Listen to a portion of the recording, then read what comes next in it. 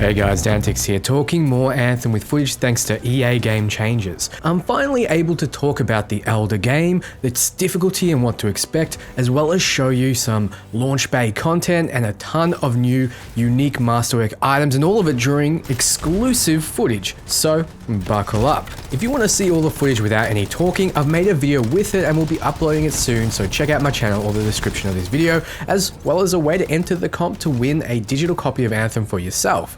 Follow me on social media or Discord to stay up to date with future competitions, which are coming very soon. Let's get right into what a lot of you are here for, information on the end game.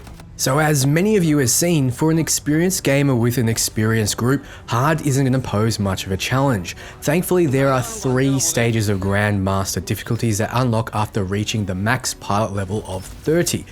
And let me tell you, what? Am I dying? Why? They aren't easy. First, what javelin did I use? An interceptor. Looking back, this wasn't the best choice as I had very little experience with the interceptor and even less using it late game, so don't expect the most pro of plays. And keep in mind that when judging the difficulty, well, I've been playing it for 8 hours straight in a pretty intense setting in Tokyo. Not making excuses, but I want you guys to be able to accurately judge the difficulty based on the footage and where my head was at.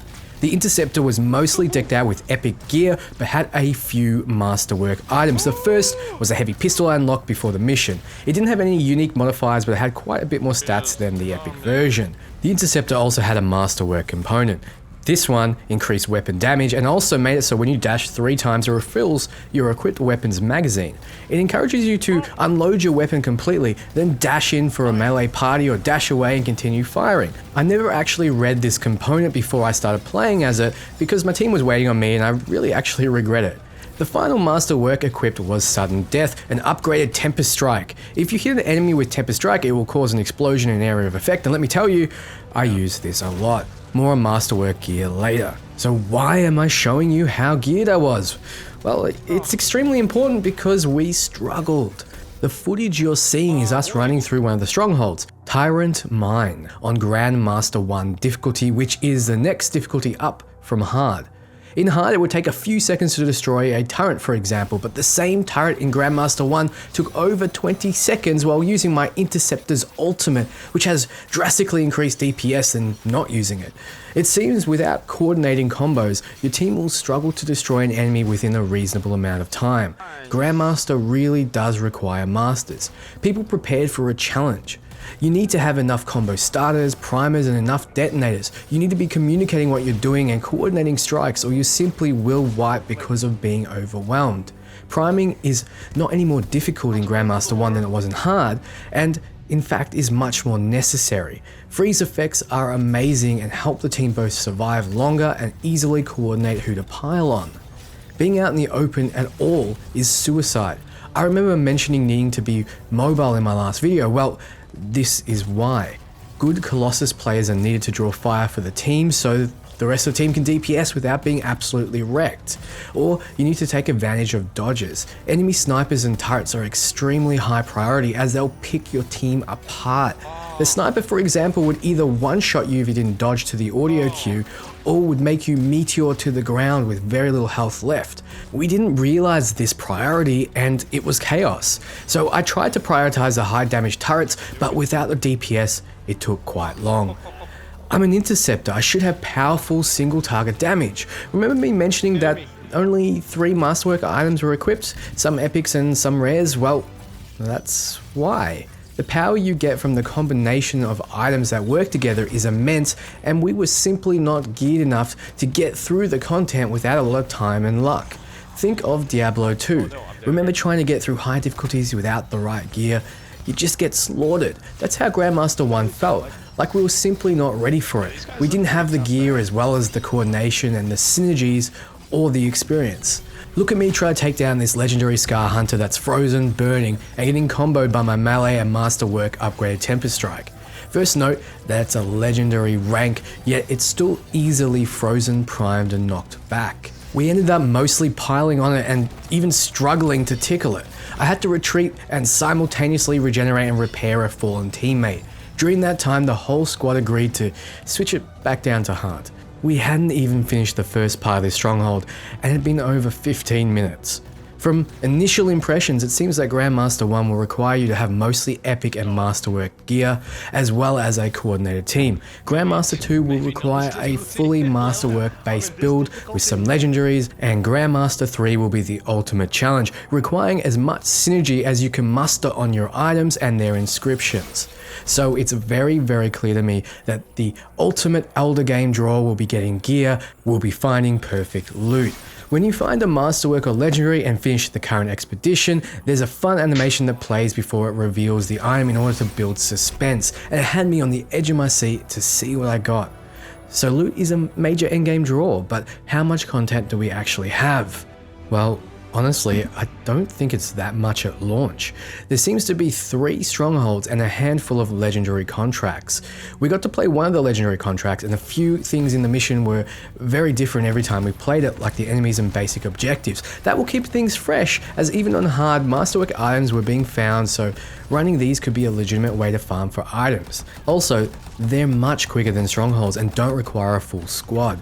You also gain loyalty to the faction the contract is from, and that may lead to additional rewards.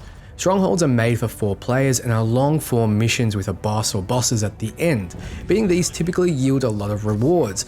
At this time, it's hard to say what's more efficient to run in order to get items, but they don't seem too different in terms of time versus reward. Just do what you find most fun. You could also run through the story content with friends or help out those of a lower pilot level than you. You'll still find level appropriate gear when doing so, and everything will scale accordingly, so there's really no downside to helping out.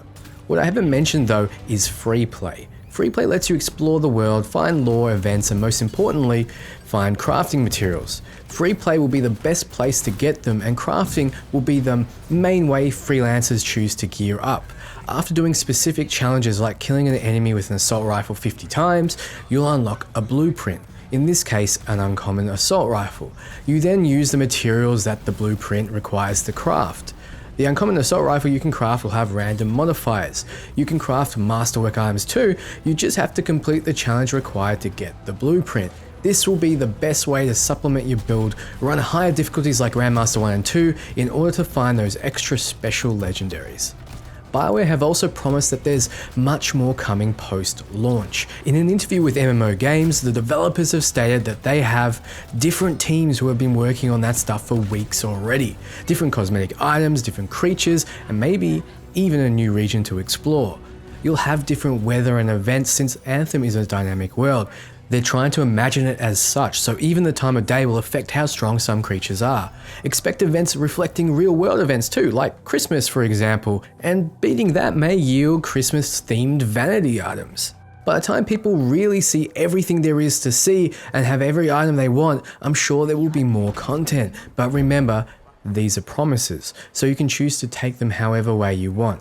I've expressed my concerns to Bioware and they've reassured me not to worry, but I don't expect all of you to not worry, since the Elder Game is a huge deciding factor to whether or not this will be an investment worthy of a long-term commitment. Though don't think it's not possible for them to make quick, rapid adjustments and add content in a timely manner. Proof of this is the new social hub feature called the Launch Bay. This was only implemented recently after feedback during some of their live streams about players wanting an area for them and their friends to hang out in.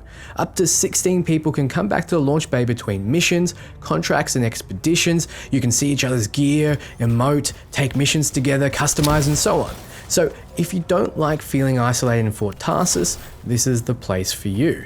Now, I want to show off some of the Masterwork items I came across during my playthrough. First up is Avenger's Boon, which upgrades the Pulse Blast ability so that when it hits an enemy, the ranger gets a 110% increase in melee damage for 20 seconds. That is a long time and a huge damage increase. It's an interesting effect because the Pulse Blast is quite good at range, but with this you want to be in the thick of the fight. If you use an effect like this, you may want to be on the hunt for inscriptions that further boost melee damage or give you increased survivability, and then a ranger melee build could be a legitimate thing as its melee attack primes and the pulse blast detonates.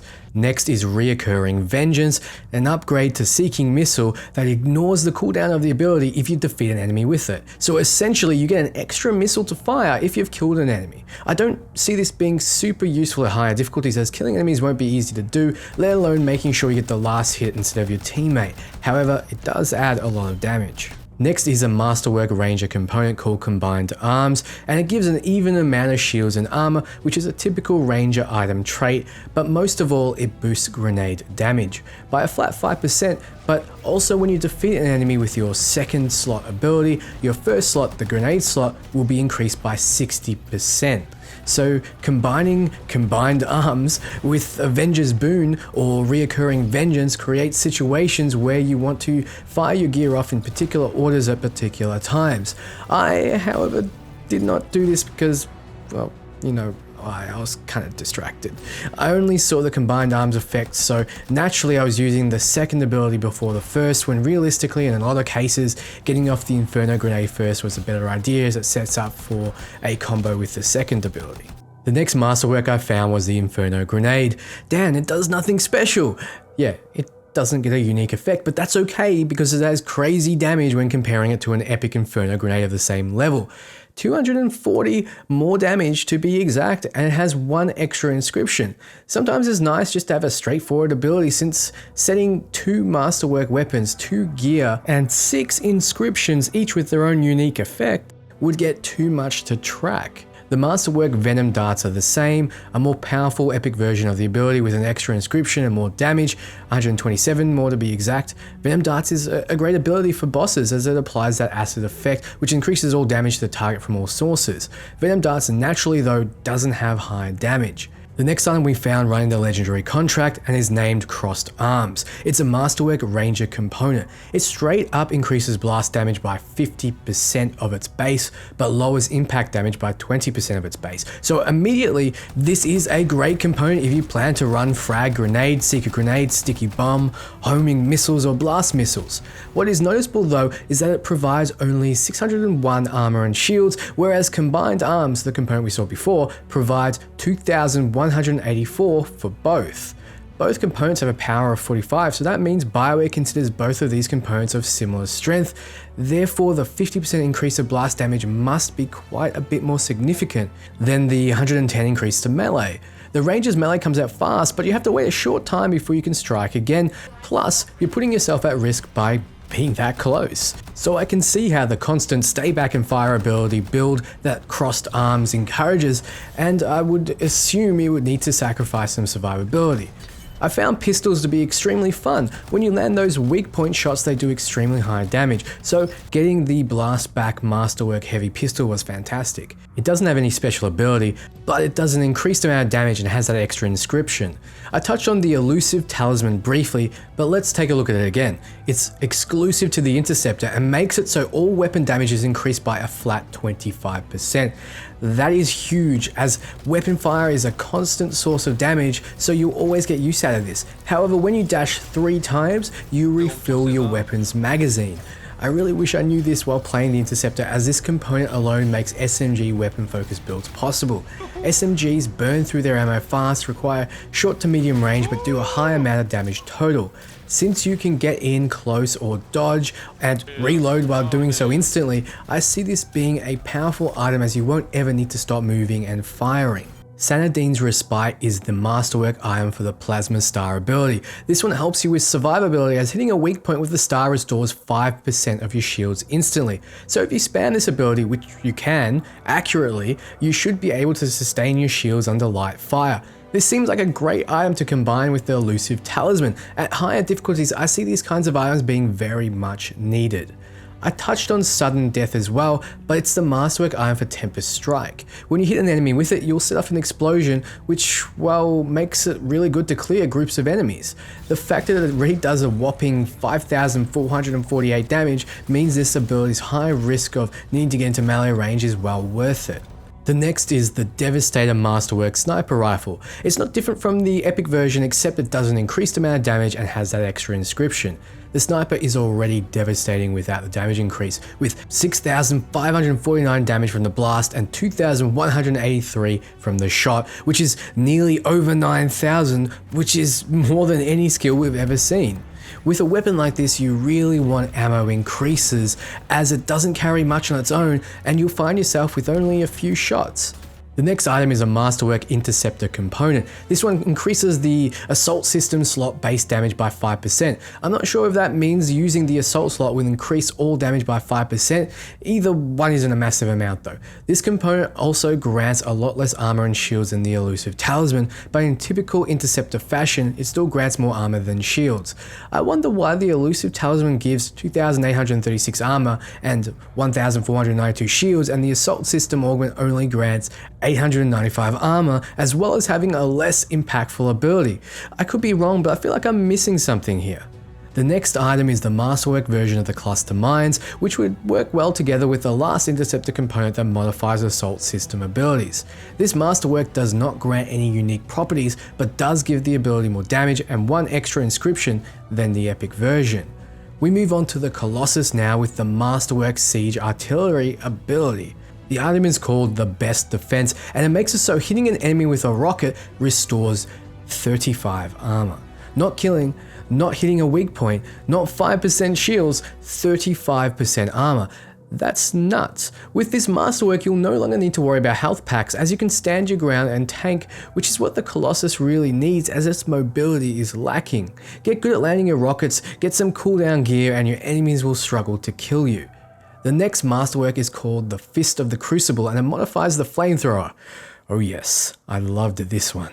It makes it so defeating an enemy increases the flamethrower damage by 30% for 10 seconds, and it stacks 5 times, so it has a max of 150% bonus damage. Let me just say, you can pretty much constantly use the flamethrower. It has a lot of charges and recharges fairly fast, so you can kill with your flamethrower, making it stronger and stronger. A snowball effect, except the snowball is a rapidly melting ball under your burning plasma. Next is Catalytic Overdrive, a Masterwork component for the Colossus. Like all Colossus components, it gives a ton of armor reinforcement and gives its physical deployable shield much less reinforcement. It flat out increases combo damage by 50%, which is massive in itself, but it also makes it so detonating a combo increases ability damage by 40% for 20 seconds. 50% extra combo damage, then you do 40% more ability damage. If you combine this with the Fist of the Crucible, you can, when you see a prime target or when you prime them with your flames, hit them with a melee or another detonator ability which would combo and do extreme damage. Then you can follow up with a flamethrower that's been boosted by 40% by Catalytic Overdrive and 30 to 150% from the Fist of the Crucible. You can see how this can get ridiculous. The next component is the Emblem of Destruction, which is another Masterwork Colossus component. It has exactly the same armor and shield reinforcement as the last. It increases all blast damage by 50%, which is nice in itself, but it also makes it so when you get a multi-kill of 5 with your ultimate charge will increase by 3,300%. I'm not exactly sure if that means it'll extend the duration or build the ultimate meter faster. Either way, this is a massive deal, as ultimates in Anthem make you invincible for the duration and also give you full armor, full shields, and cool down your heat. They are amazingly useful. Next is the Masterwork version of the High Explosive Mortar with boosted damage and extra inscription when compared to an epic gear piece. Finally, we have the Masterwork Lightning Coil with boosted damage and an extra inscription when compared to the epic gear piece. So thanks for watching, guys. If you want to see the footage I spliced in fully without me talking, check out the video below or on my channel. I really appreciate all the support you give me, guys. Just being here, dropping a like and comment and a sub really does wonders for this channel and by extension, me.